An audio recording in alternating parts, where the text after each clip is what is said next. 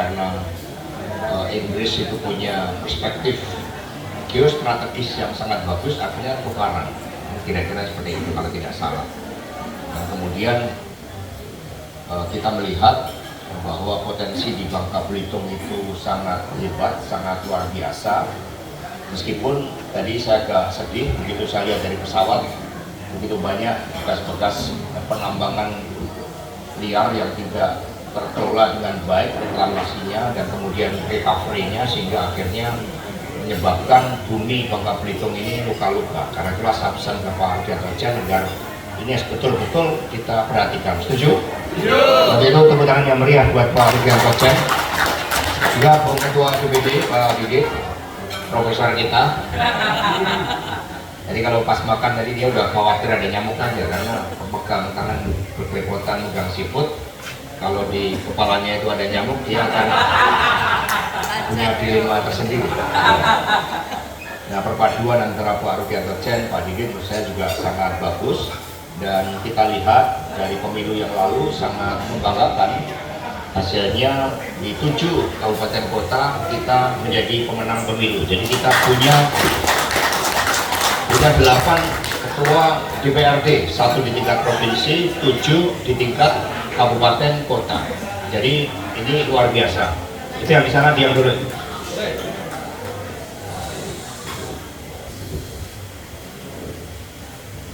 Jadi saudara-saudara sekalian, artinya itu menunjukkan suatu progres. Itu prestasi kepartian kita itu memang yang pertama ditinjau dari upaya mengorganisir rakyat dan kemudian menang pemilu. Sehingga di sini kita punya seluruh pimpinan DPRD, dan ini sangat membanggakan kita karena pimpinan DPRD ini betul-betul memegang palu kekuasaan di dalam melahirkan kebijakan legislatif, kebijakan anggaran, kebijakan pengawasan terhadap pemerintah. Dan yang lebih membanggakan tadi, kita juga sudah punya ada 3 kepala daerah yang saya mohon maaf tidak saya sebut satu persatu, dan juga 3 wakil kepala daerah termasuk 1 perempuan dari Bangka Selatan. Kita juga tentang Gameria. Juga seluruh teman-teman dari ketua sekretaris bendara DPC, para senior partai, dan saudara-saudara sekalian dari sayap-sayap partai. Saya mengucapkan terima kasih, sudah lama tidak datang ke provinsi yang seharusnya bisa berkembang dalam posisi geostrategis yang sangat baik ini.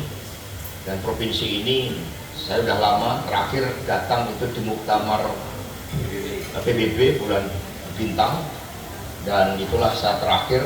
Beberapa kali sempat mau ke sini tapi nyasar sampai ke Tanjung Pinang karena mirip namanya, sehingga akhirnya tidak jadi ke sini. Karena itulah kemarin, meskipun pada malam hari ini di DPP ada acara wayangan dan disiarkan secara nasional, ya akhirnya supaya bisa datang ke Bangka Belitung dan juga mengucapkan selamat atas program konsolidasi yang luar biasa. Hari ini saya memilih datang ke Bangka Belitung. Lalu itu saudara-saudara sekalian, Ibu Ketua Umum Ibu Megawati Soekarno Putri mengingatkan kepada kita semua bahwa berpolitik itu mencintai lingkungan, politik itu mewayu hayuning bangun, politik itu membangun masa depan, politik itu menyiapkan para pemuda-pemudi kita untuk kita gembleng menjadi pemimpin-pemimpin yang akan datang. Nah, karena itulah partai harus, apalagi kita punya 8 pimpinan dewan. Kalau kita tidak memperhatikan aspek-aspek lingkungan dan tidak mengelola sumber daya alam di Bangka Belitung yang begitu hebat ditinjau dari sumber timahnya, kita tidak mendorong kebijakan Pak Jokowi di dalam melakukan hilirisasi, maka semuanya nanti akan sia-sia. Semua nanti Bangka Belitung akan terlihat bagaikan muka yang bopeng-bopeng yang kemudian tidak menciptakan suatu daya tarik, dan kita artinya sebagai pemenang pemilu kita tidak punya tanggung jawab bagi masa depan. Karena itulah kami mengingatkan betul bahwa Ibu Mega itu sosok yang begitu mencintai lingkungan. Jangan hanya karena aspek untuk mengeruk kekayaan kita, kemudian kita melupakan upaya untuk melestarikan lingkungan kita. Itu suatu hal yang sangat penting. Kita boleh jadi untuk mengelola kekayaan alam kita dengan baik, tetapi harus dengan suatu tata ruang yang baik, harus dengan perizinan yang baik, dan harus melibatkan rakyat. harus melibatkan masyarakat, sehingga masyarakat juga merasa bahwa bumi, air, kekayaan alam yang dikandung di dalamnya benar-benar dikuasai negara dan dipergunakan sebesar-besarnya untuk kemakmuran rakyat itu. Nah, pesan ini saya lihat karena tadi di atas pesawat kami cukup kaget melihat wajah Bangka Belitung yang berbeda dengan dulu ketika kami datang, dan belum ada kata terlambat. Karena itulah kita, tadi saya dengar dari Mas Ketua bahwa PJ Gubernur Bung Ridwan yang juga kita dukung itu memiliki sikap yang sangat tegas untuk menertibkan tambang-tambang tersebut, dan ini harus kita dukung. Tetapi selanjutnya kita mendidik rakyat. Maka di sini Pak Didik, kebijakannya kita harus, apakah selama ini kita ada kebijakan anggaran dari DPRD provinsi, kita menyekolahkan para putra-putri dari Babel ini untuk belajar tentang timah, untuk belajar tentang hilirisasi timah, untuk belajar tentang aspek-aspek geologi, untuk berbicara tentang aspek-aspek kelautan, karena maritim itu adalah jati diri kita sebagai negara kepulauan. Nah, semua harus dalam kerangka itu.